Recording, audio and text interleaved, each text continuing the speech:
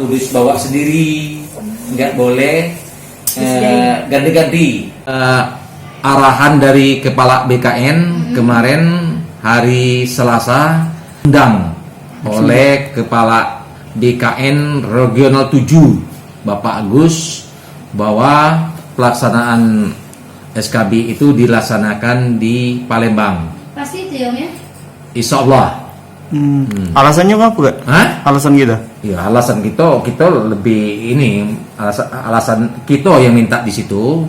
Alasan itu kenapa? Ya kita untuk mempermudah. Memang di kabupaten lain itu juga ikut di sana. Ikut di sana. Usulan kita berarti. Ya.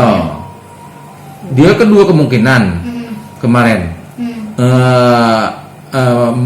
mandiri atau BKN melaksanakannya. Kita memilih BKN melaksanakannya. Pelaksanaannya itu pertengahan September. Untuk Lubuk Linggau? Belum tentu, pokoknya mulai September. Yang awal September ini itu vertikal misalnya kejaksaan vertikal. Bisa vertikal dulu, setelah itu baru kita.